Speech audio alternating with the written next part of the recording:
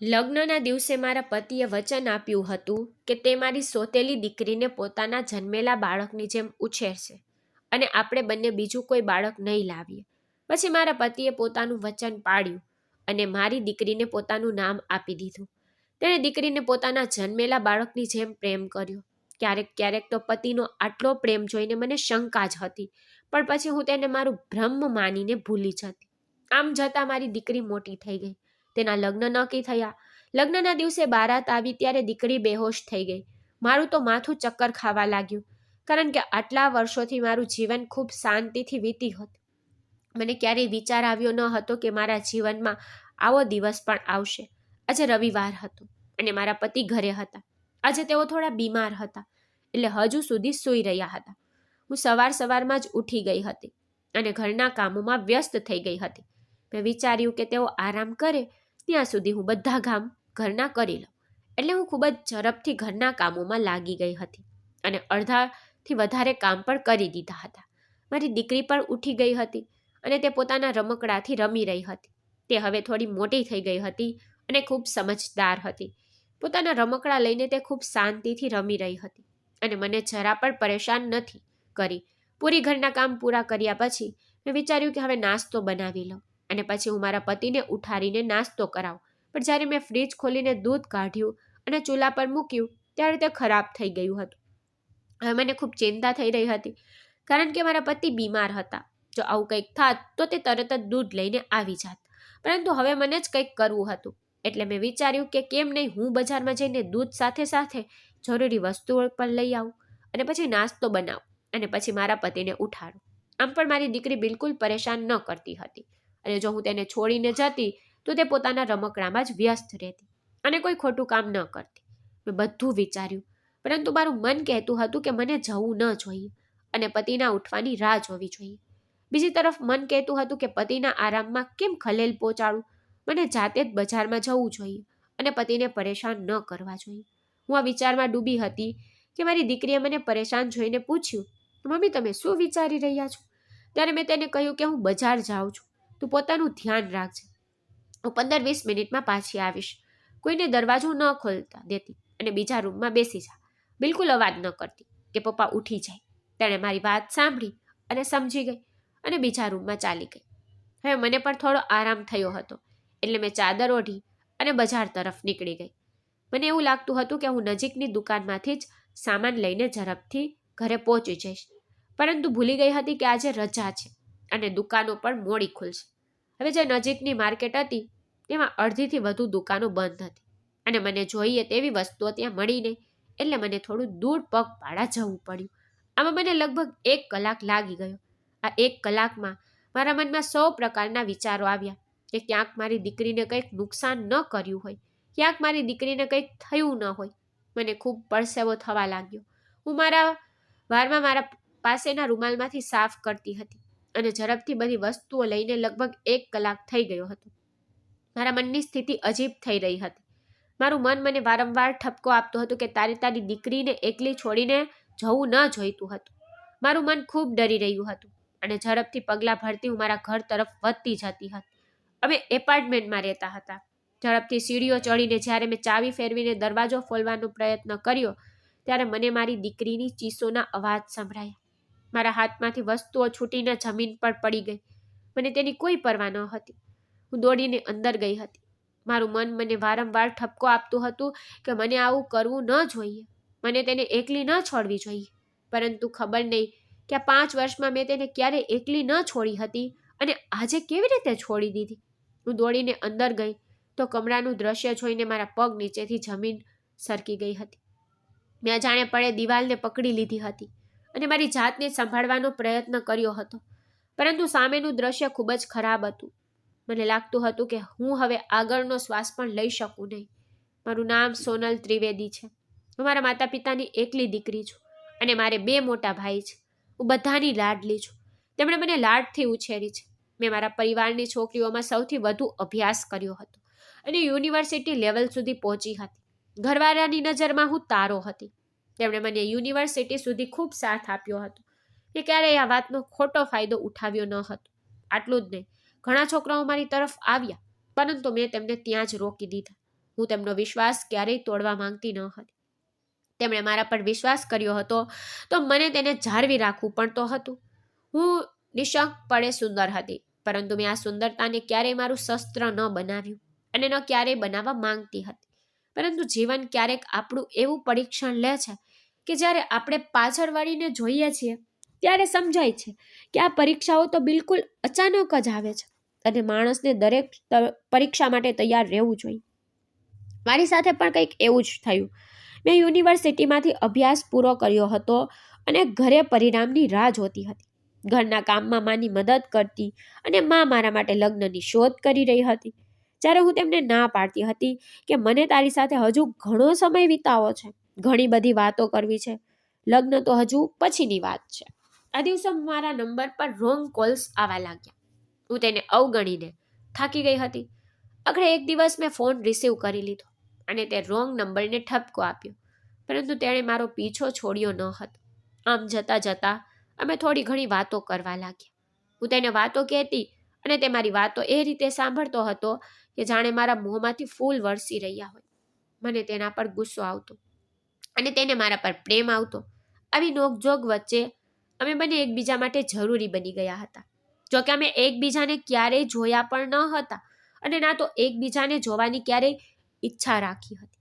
અમારા સંબંધને 6 મહિનાથી વધુ સમય થઈ ગયો હતો અને અમે એક થઈ ગયા હતા. મેં આ વાત મારા પરિવારથી છુપાવી હતી, કારણ કે મારા માટે આવી છુપી મિત્રતા કોઈ સારી વાત ન હતી. પરંતુ હજુ પણ મારું મન તેની તરફ ખેંચાતું હતું. મેં ઘણીવાર કોશિશ કરી હતી કે હું તેનાથી દૂર રહું, પરંતુ એવું થઈ શક્યું નહીં. દર વખતે દૂર રહેવાનો પ્રયત્ન કરતા તે નવા નંબર પરથી મને ફોન કરતો અને હું ફરીથી તેની સાથે વાત કરવા મજબૂર થતી. મને સમજાતું નહોતું કે તેની વાતોમાં એવો શું જાદુ હતો કે યુનિવર્સિટીમાં હજારો છોકરાઓ હોવા છતાં મેં કોઈ અન્ય પગલાં ભર્યા ન હતા. પરંતુ તેની વાતોમાં હું ના માત્ર તેની સાથે વાત કરવા લાગી હતી, પણ હવે મારું મન તેના વગર લાગતું નહોતું. દિવસો આમ જતા રહ્યા. એક દિવસ તેને મારી પાસે એક અજીબ વિનંતી કરી અને મેં તરત જ ના પાડી દીધી. પરંતુ તેનો આગ્રહ વધતો જતો હતો. તે મને મળવાનું કહેતો હતો. તેણે પોતાનું નામ હિતેન જણાવ્યું. જ્યારે મેં તેને મારું નામ સોનલ જણાવ્યું, પહેલાં તો મેં સ્પષ્ટ ના પાડી દીધી, પરંતુ પછી મેં માત્ર એક શરત પર મળવા માટે હા પાડી કે ના તો તે એકલો હશે અને ના તો હું એકલી હોઈશ. જોકે મારી સાથે કોઈ જતું ન હતું, પરંતુ મેં તેના મગજમાં આ વાત ભરી દીધી હતી કે હું એકલી નહીં આવું. તેણે મને જગ્યા બતાવી અને હું ત્યાં ચાલી ગઈ અને આ જ મારા જીવનની સૌથી મોટી ભૂલ હતી. મેં બિલકુલ મગજ ન લગાવ્યું અને દિલની વાત સાંભળીને ત્યાં ચાલી ગઈ. મને ખબર ન હતી કે મને આગળ જીવનમાં શું સહન કરવું પડશે. તેણે પોતાનો ચહેરો છુપાવ્યો હતો. ખબર નહીં કેમ મને કંઈક ખરાબ થવાની લાગણી થઈ રહી હતી. મેં તેને કહ્યું હતું કે મારી મિત્ર બહાર છે, જ્યારે હું અંદરના રૂમમાં એકલી આવી હતી અને બહાર કોઈ ન હતું. મેં જૂઠું બોલ્યું હતું, જ્યારે તેણે પણ પોતાનો ચહેરો છુપાવ્યો હતો અને મારા ચહેરા પર પણ ઓળખી હતી.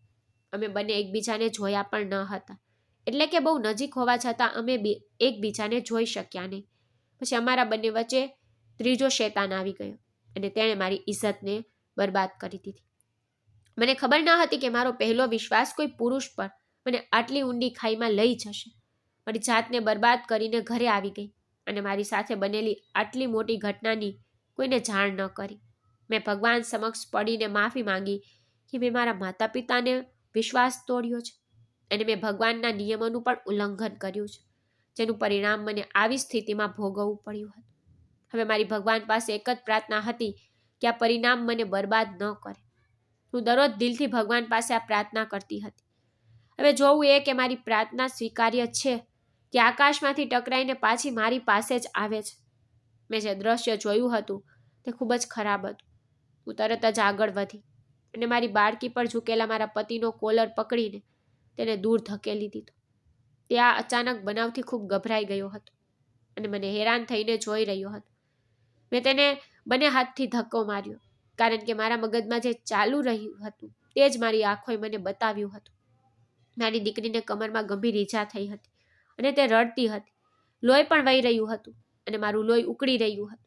મારું મન કરતું હતું કે હું મારા પતિને કંઈક કરી દઉં અને તે મારા સામે એવું અભિનય કરી રહ્યા હતા કે જાણે મને ખબર જ નહીં હોય કે તેણે શું કરવાનો પ્રયાસ કર્યો છે. મેં મારી દીકરીને મારી બાહોમાં લઈ લીધી અને તેને વિચારોમાં લઈ જઈ સુવડાવી દીધી. મેં મારા પતિ તરફ ગુસ્સે ભરી નજરે જોઈ અને તેને આંગળી ઉઠાવીને ચેતવણી આપી કે કંઈ પણ થાય તે મારી દીકરીને હાથ પણ નહીં લગાડે. જે દ્રશ્ય મેં મારી આંખોથી જોયું છે તેને તે નકારી શકે નહીં. મેં તેને કહ્યું કે મેં તેને જોયો હતો કે તે મારી દીકરી પર ઝૂકીને કંઈક કરી રહ્યો હતો. તેણે મને એવી રીતે જોયું કે જાણે તેને મારી વાત પર વિશ્વાસ જ ન હોય. તેઓએ પોતાની સ્પષ્ટીકરણ આપ્યું હતું, પરંતુ મને તેમની કોઈ સ્પષ્ટીકરણ પર ભરોસો ન હતો. મેં તેને અમારા રૂમમાં આવવા દીધો નહીં અને કહ્યું કે આજ પછી તે ન તો મારી સાથે વાત કરે અને ના મારી દીકરી સાથે વાત કરવાનો પ્રયાસ કરે. જો તેણે તેનું પોતાનું નામ આપ્યું હતું તેણે તેની ઇજ્જત પણ રાખવી જોઈએ અને આવું ગંદુ કામ ન કરવું જોઈએ. તેણે મારી સામે હાથ જોડ્યા અને ગીતા પર હાથ રાખવા તૈયાર થઈ ગયો કે મેં આવું કોઈ કામ કર્યું નથી, પરંતુ મેં તેને રોકી દીધો. તેણે કહ્યું કે આ બાળક મારું છે અને તેની સુરક્ષા કરવી જવાબદારી પણ મારી છે. હવે મારાથી દૂર રહો. અમારા સંબંધમાં એક મોટું તિરાડ પડી ગયું હતું અને મને ખબર ન હતી કે આ તિરાડ શું પરિણામ લાવશે. મને ખબર ન હતી કે આ તિરાડ મારા ભૂતકાળને મારી સામે લાવી દેશે, જેના પછી મને મારા જીવન વિશે નિર્ણય લેવો મુશ્કેલ થઈ જશે. મારા મા બાપે મારા માટે ઘણા સંબંધો જોઈને રાખ્યા હતા, પણ મને કોઈ પસંદ ન હતું અને કોઈ મારા માતા પિતાને પસંદ નહોતું આવતું. આમ 1 મહિનો વીતી ગયો અને હું આ 1 મહિનામાં એ જ આઘાતમાંથી પસાર થઈ રહી હતી કે એક અજાણ્યા રોંગ નંબરવાળા વ્યક્તિએ મને આખી જિંદગી માટે મારી અંદર નિરાશા ભરાઈ ગઈ હતી અને હું ઉદાસ નજરે દિવાલો તરફ જોતી રહેતી. ક્યારેક પોતાની સાથે વાતો કરતી અને ક્યારેક વગર કારણ રોતી રહેતી. આ બધા પાછળ એક જ કારણ હતું અને તે હતું મારી ઇજ્જતનું મારા હાથમાંથી નીકળી જવું. મેં ક્યારેય વિચાર્યું નહોતું કે મને જીવનમાં આવી પરિસ્થિતિમાંથી પસાર થવું પડશે અને હું તેના પ્રેમમાં એટલી અંધ થઈ જઈશ કે વિચાર્યા વિના નિર્ણય લઈ લઈશ. આ દરમિયાન માને એક સંબંધ ગમ્યું. તે લોકો આપણા જેવા જ હતા. તેમણે લગ્ન માટે ખૂબ ઉતાવળ કરી. જ્યારે મારા માતા પિતા થોડો સમય લેવા માંગતા હતા, પરંતુ પછી તેમની ઉતાવળ જોઈને મેં હા પાડી દીધી અને મારા લગ્નની તૈયારી શરૂ થઈ ગઈ. પરંતુ મને કોઈ વસ્તુમાં કોઈ રસ નહોતો. મારી અંદર એક ડર બેસી ગયો હતો અને તે ડર મને હંમેશા સતાવતો હતો. મારા માતા પિતાએ મારી પાસે મારી સંમતિ પર પૂછી હતી અને મેં બધું તેમના પર છોડી દીધું હતું. હું એવી સ્થિતિમાં નહોતી કે મારા માટે નિર્ણય લઈ શકું. એક અઠવાડિયામાં મારા લગ્ન હતા અને મારા માતા પિતાએ કેમ કે હું તેમની એકલી સંતાન હતી તો મારા લગ્ન ધામધૂમથી કરવાનું નક્કી કર્યું અને આ ધામધૂમ મારી આંખોમાં ખૂબ ખટકતી હતી. પસ્તાવા મને છોડતા નહોતા અને મેં લગ્નના કોઈ કાર્યક્રમને દિલથી કર્યો નહોતો, કારણ કે મારા માથા પર એક મોટી ચિંતા હતી. મહેંદીનો દિવસ હતો. હું દુલ્હન બનીને બેઠી હતી. બધા લોકો જતા રહ્યા. તે દરમિયાન મને બહુ બેચેની થઈ અને આ છેલ્લા 2-3 દિવસથી થઈ રહ્યું હતું. મેં ધ્યાન આપ્યું નહીં. જોકે મને તરત જ ધ્યાન આપવું જોઈતું હતું. મારું માથું ચક્કર ખાતું અને અચાનક મને ઉબકા આવતા. હું દોડીને વોશરૂમમાં જતી. મારા હોશ ઉડી ગયા, કારણ કે મને ખબર પડી ગઈ કે હું ગર્ભવતી છું. જે પ્રાર્થના હું છેલ્લા 1 મહિનાથી ભગવાન પાસે કરતી હતી તે આકાશમાંથી ટકરાઈને મારી પાસે પાછી આવી ગઈ હતી અને હું ત્યાં જ બાથરૂમમાં ફ્લોર પર બેસી ગઈ. બહારમાં ચિંતામાં ઊભી રહીને દરવાજો ખખડાવી ગયા કે બધું બરાબર છે કે નહીં. જાણે હું અચાનક ઉઠીને બાથરૂમમાંથી દોડી ગઈ હોય તેઓ ચિંતિત હતા. જ્યારે હું મારા ગળામાં રહેલા આંસુને ગોળીને ઊભી થઈ અને માને બસ એટલું જ કહ્યું કે કાલે રાતે બહારનું ખાધું હતું તેથી કદાચ ફૂડ પોઈઝન થયું છે. તમે મને દવા આપો. તેમણે મને ઘરની દવા આપી જે મેં તેમની નજરથી બચાવીને ફેંકી દીધી. મને તેની જરૂર ન હતી. મને ફક્ત એ જ જાણવું હતું કે હું જે વિચારી રહી છું તે સાચું છે કે કંઈક બીજું. આખરે મારા માથા પર આકાશ પડી ગયું કે હું પ્રેગ્નેન્ટ હતી અને હું લગ્ન વગરની પ્રેગ્નેન્ટ થઈ ગઈ હતી. આ બાળક કોનું હતું તે મને ખબર ન હતી. મારું મન કરતું હતું કે હું કંઈક કરી લઉં અને હંમેશા માટે આ ચિંતાથી છુટકારો મેળવી લઉં, આ પસ્તાવાથી મુક્તિ મેળવી લઉં જે દિવસ રાત મને સુવા દેતું ન હતું. પરંતુ પછી મને મારા વૃદ્ધ માતા પિતાની યાદ આવી ગઈ, જે મારા માટે ખૂબ મહેનત અને પ્રેમથી કુરબાનીઓ આપીને ખુશીઓ ખરીદતા હતા અને બદલામાં મેં તેમને શું આપ્યું હતું? માત્ર બદનામી સિવાય કાંઈ નહીં. મને લાગ્યું કે હું દિન પ્રતિદિન નબળી પડી રહી છું. લગ્નમાં માત્ર 1 દિવસ બાકી હતો. તેઓ મને ડોક્ટર પાસે લઈ જવા માંગતા હતા જેથી કરીને તાકાતની દવા લખાવી શકાય, પરંતુ મેં સ્પષ્ટ ના પાડી દીધી અને એનું એક જ કારણ હતું કે જો મારા માતા પિતાને સત્ય ખબર પડી જાય તો તેમના મન પર શું વીતશે. એટલે હું માની નહીં અને મારી વિદાયનો દિવસ આવી ગયો. મેં નક્કી કર્યું હતું કે હું મારા ભાવિ પતિને દગો નહીં આપું અને તેને બધું સત્ય જણાવી દઈશ, અને પછી જે કંઈક થશે તે મારા નસીબમાં હશે. જો મારા નસીબમાં અપમાન અને બદનામી આખી દુનિયા સામે થવાની લખેલી હોય તો એ જ થશે. મેં પરિણામો ભગવાન પર છોડી દીધા અને પોતાના લગ્નની રાહ જોવા લાગી. હું દુલ્હન બનીને મારા રૂમમાં બેઠી મારા દુલ્હાની રાહ જોઈ રહી હતી. મારું દિલ જોર જોરથી ધબકી રહ્યું હતું. કોઈક રીતે કાબુમાં ન આવી રહ્યું હતું. ગભરાટ વધતી જતી હતી. મેં ઘૂંઘટ હટાવી લીધો હતો અને ઊંડો શ્વાસ લીધો હતો. એ જ સમયે દરવાજે ટકોરા થયા અને હું સીધી બેસી ગઈ. ઘૂંઘટ પર પાડ્યો અને આવનારને જોઈને મારા મનમાં શાંતિ થઈ રહી હતી. ત્યાં વ્યક્તિ દેખાવમાં તો ઘણો પરિપક્વ લાગતો હતો અને મને થોડી થોડી આશા હતી કે આ વ્યક્તિ મારી વાત ધીરજથી સાંભળશે. મારા પતિ મારી પાસે આવ્યા હતા. તેમણે મારા હાથમાં કંગન પહેરાવ્યા હતા. મેં મારો ઘૂંઘટ હટાવી દીધો હતો અને પછી તેના પગમાં પડી ગઈ હતી. તેઓ અચાનક મારી આ ક્રિયા પર ગભરાઈને પાછળ હટી ગયા. મેં તેમના પગ પકડી લીધા અને રડી પડી. તેમણે મને ફરીથી સહારો આપીને પલંગ પર બેસાડી અને પછી મારા ખૂબ રોવા પછી મને પૂછ્યું કે આખરે વાત શું છે. મેં રોતા રોતા હિપકા વચ્ચે આખી વાત જણાવી દીધી અને આખરે એ કહ્યું હતું કે આપનો જે પણ નિર્ણય હશે મને મંજૂર હશે. જો તમે મને છૂટાછેડા આપવા માંગો છો તો મને છૂટાછેડા આપી દો, અને જો તમે આ હકીકત સાથે મારી સાથે રહેવા માંગો છો તો તે પણ મને મંજૂર છે. હવે હું ચૂપચાપ તેના નિર્ણયની રાહ જોતી હતી અને ઘણીવાર પછી તેમણે મને કહ્યું હતું કે હું ન માત્ર આ બાળકને મારું નામ આપીશ પરંતુ તેને છાતીથી લગાડીને રાખીશ અને હું તેને એક પિતાની જેમ પ્રેમ કરીશ, કારણ કે આમાં તારી કોઈ ભૂલ નથી. આ બધું આપણી કિસ્મતમાં લખાયેલું હતું. માટે હવે તમે પણ પાટલી વાતોને ભૂલી જાઓ અને આપણે પ્રેમથી આપણું ઘર બનાવીશું અને આ બાળકને પણ પ્રેમથી ઉછેરીશું. અને હું તેને ક્યારેય તુચ્છ નહીં ગણું. હું તેને અપનાવીશ, તેને મારું નામ આપીશ અને તેને સાચા પિતાનો પ્રેમ પણ આપીશ. મારી આત્મામાં શાંતિ વ્યાપી ગઈ અને હું આખી રાત તેમનો આભાર માનતી રહી અને તેમનો આભાર માનતા માનતા થાકતી ન હતી. તેમણે મારી મુશ્કેલીને થોડી જ મિનિટોમાં સરળ કરી દીધી અને આ તેમનો એવો ઉપકાર હતો કે જેને હું જીવનભર નહીં ભૂલી શકું. હું તેમના ઉપકાર હેઠળ દબાતી જઈ રહી હતી. તેમણે પોતાનું વચન સાચું કરી બતાવ્યું અને ભગવાને મારા લગ્નના 9 મહિના પછી મને એક સુંદર દીકરી આપી હતી. અને હેરાન કરી દેનારી વાત એ હતી કે મારા પતિ અને મારી દીકરીમાં એક વસ્તુ બિલકુલ એક જેવી હતી. તે બંનેના હોઠના પાસે તલ, જે સારી ખાસી મોટી વાત હતી અને સામેવાળાની નજર પોતાની તરફ ખેંચી લેતો હતો. તે બંનેની આવી મળતી ખાસિયત પર મને આત્મવિશ્વાસ થઈ ગયો હતો કે ખરેખર તેમને મારી દીકરીને પોતાનું નામ આપવાનો ઈરાદો કર્યો હતો તો ઈશ્વરે પણ તેના અંદર તેમની મિસાલ પેદા કરી દીધી. તેનો ખૂબ ખ્યાલ રાખતા હતા. મારા પતિ તેને બહુ પ્રેમ કરતા હતા અને ક્યારેક અમને એવો અહેસાસ ન થવા દેતા હતા કે તે તેમની દીકરી નથી, પરંતુ તેને હંમેશા મારી દીકરી કહીને બોલાવતા હતા.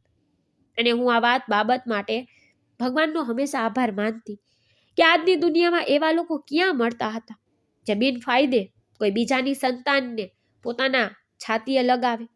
હું તે બંનેને જોઈને જીવતી.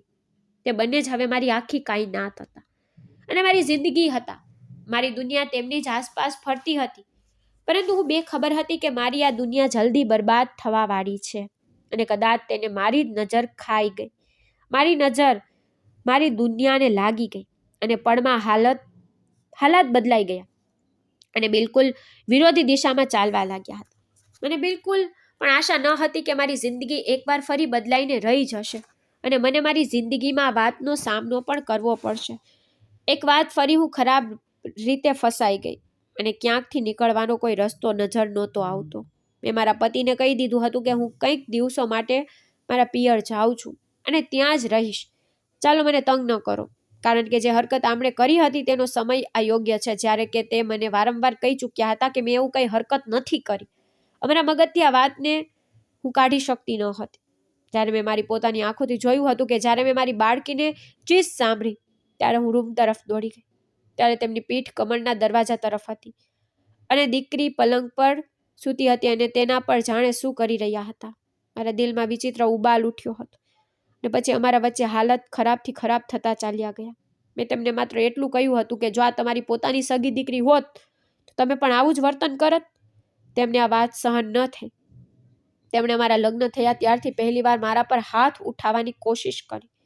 તેમનો હાથ હવામાં જ ઊંચો રહી ગયો હતો અને તેમને પોતાની ભૂલનો અહેસાસ થઈ ગયો હતો.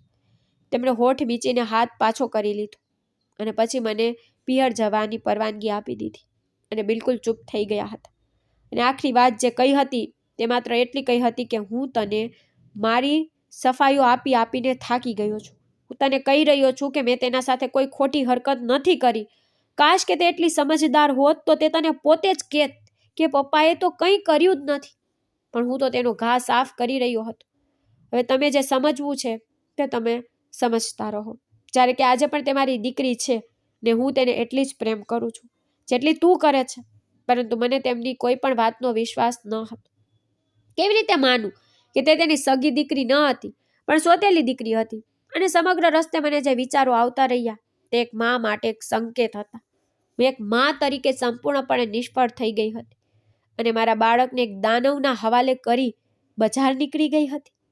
હું મારા માયકે ગઈ હતી અને જ્યાં ત્યાં જ રહી હતી અને પૂરું 1 અઠવાડિયું થઈ ગયું હતું અને મારી દીકરી તેના પિતાને બહુ યાદ કરી રહી હતી. તે નિર્દોષને તો કંઈ ખબર ન હતી. તે બહુ રડી રહી હતી. ત્યારે મા પણ પરેશાન થઈ ગઈ હતી કે હું આટલો લાંબો સમય રહેવા તો ક્યારેય નથી આવી, પરંતુ મારું ત્યાં જવાનું મન થતું ન હતું. હું ત્યાં જવા કે ન જાઉં તેવી મૂંઝવણમાં હતી કે મારા પાડોશીનો ફોન આવી ગયો. તેણે જે કહ્યું તે સાંભળીને હું તરત જ મારે ઘરે જવા નીકળી પડી. મારા પતિ ઘરમાં પડી ગયા હતા અને જ્યારે હું ઘરે પહોંચી ત્યારે તે બિલકુલ સાચા સલામત સોફા પર બેઠા હસતા હતા. ત્યારે મને તેમના પર બેકાબૂ ગુસ્સો આવ્યો. મને તેમની પાસેથી આવી નીચ કૃત્યની અપેક્ષા ન હતી અને મેં તેમને આ વાત મોઢે પણ કહી દીધી. તેમણે મને પોતાની પાસે બેસાડવાનો પ્રયત્ન કર્યો હતો, પરંતુ મેં તેનો હાથ છટકી દીધો અને પછી તેમણે જે કંઈક મને સમજાવ્યું તે સાંભળીને હું રડી પડી હતી. તેમણે જ મારા મોં પર ખુલાસો કર્યો હતો તે કોઈ કયામતથી ઓછું ન હતું. તેમણે મને જણાવ્યું હતું કે દિવ્યા એટલે કે મારી દીકરી તેમની પણ સગી દીકરી છે. અને જ્યારે મેં તેમને પૂછ્યું કે તે તેમની સગી દીકરી કેવી રીતે હોઈ શકે, તો તેમણે જે વાત મને સંભળાવી તે અવિશ્વસનીય હતી. તેમણે કહ્યું કે તે જે રોંગ નંબર પર હતો, જે તને તંગ કરતો હતો અને મળવા માટે બોલાવતો હતો, ખોટા મિત્રોની સાથે રહીને હું પકડી ગયો હતો અને મેં તારી ઇજ્જતને બરબાદ કરી હતી. પણ વિશ્વાસ રાખ, ત્યારબાદ હું એક દિવસ પણ શાંતિથી સૂઈ શક્યો ન હતો. હું પછતાવાની આગમાં ભળી રહ્યો હતો અને પાપનો પ્રાયશ્ચિત કરવાનું ઈચ્છતો હતો. મેં તારા જેવી નિર્દોષ છોકરી સાથે ખૂબ ખોટું કર્યું હતું. તેથી મેં તારું ઘર શોધ્યું અને મારા માતા પિતાને ઘણા વિનંતીઓ બાદ તારો સંબંધ માટે મોકલ્યા, કારણ કે મારી નિયત સાફ હતી. બધી વાત સરળતાથી બની ગઈ હતી. મારે તમારી સાથે લગ્ન થઈ ગયા હતા. લગ્ન પછી જેમ તે મને ધોકામાં રાખ્યો નહીં અને સત્યને આગળ રાખ્યું તે બાબતે મને તારા પ્રત્યે વધુ આકર્ષણ થયું. આ કારણથી મેં મારા પોતાને વચન આપ્યું હતું કે હું તને ક્યારેય દુઃખ નહીં આપું અને તારી સાથે હંમેશા શ્રેષ્ઠ વર્તન કરીશ. હું પણ આપણી સંતાનને શ્રેષ્ઠ જીવન પૂરું પાડવાનો પ્રયત્ન કરીશ. તું એક માં હતી. તારા નજરમાં હું એક સોતેલો બાપ હતો. એટલે તું પણ તારી જગ્યાએ બિલકુલ ઠીક હતી. પણ યાદ રાખ કે હું માત્ર તેના પર ઝૂકીને તેની કમર પર લાગેલા ઘા સાફ કરી રહ્યો હતો, બીજું કોઈ નહીં. પણ શેતાને તને કંઈક બીજું જ બતાવ્યું, જે તમે જોવા માંગતા હતા અથવા જે વિચારો તમારા મનમાં ઊભા થઈ રહ્યા હતા. તેમણે પોતાની વાત પૂરી કરીને ચૂપ થઈ ગયા અને મેં તેમને માત્ર એટલું જ પૂછ્યું હતું કે તમે આ હકીકત મારાથી કેમ છુપાવી. ત્યારે તેમણે મારા આગળ હાથ જોડ્યા અને મારા પગ પાસે બેસી ગયા. તેમણે કહ્યું હતું કે મને તારી પાસેથી આ વાત માટે માફી માંગવી હતી અને મેં મારી રીતે પાપના પ્રાયશ્ચિત માટે પૂરો પ્રયાસ કર્યો છે. હવે હું આ નિર્ણય તારા પર છોડી દઉં છું કે આ 5 વર્ષમાં મેં મારા એક ખોટા કાર્યનું પ્રાયશ્ચિત કરી શક્યો છું કે નહીં. તેઓ હાથ જોડીને નજર નમાવીને જવાબ સાંભળવાની ઈચ્છા રાખતા હતા. હું થોડી વાર ચૂપ રહી અને પછી મેં તેમના જોડાયેલા હાથ ખોલી નાખ્યા અને મેં તેમના છાતીમાં મારું મોઢું છુપાવી દીધું હતું. હું તેમને ખૂબ જ પ્રેમ કરતી હતી અને મેં તેમની આ ભૂલ માફ કરી દીધી હતી, કારણ કે તેમણે 5 વર્ષમાં તેમની તરફથી પૂરતું પ્રાયશ્ચિત તો કરી લીધું હતું. મને હવે તેમની સામે કોઈ ફરિયાદ ન હતી. અમારી દીકરી અમને બંનેને સ્મિત કરીને જોઈ રહી હતી અને પછી દોડીને અમારા બંનેની ખોળામાં આવીને હસી પડી. તો મિત્રો, આશા રાખું છું કે આજની આ વાર્તા પર તમને ગમી હશે. વાર્તા ગમી હોય તો તેને લાઈક કરજો અને તમારા મિત્રો સાથે શેર પર કરજો. આવી જ નવી નવી વાર્તાઓ સાંભળવા માટે અમારા ચેનલને જરૂર સબસ્ક્રાઇબ કરજો. મિત્રો, અમે ફરી મળીશું એક નવી રસપ્રદ વાર્તા સાથે. તમારો ખૂબ ખૂબ આભાર મિત્રો. ધન્યવાદ.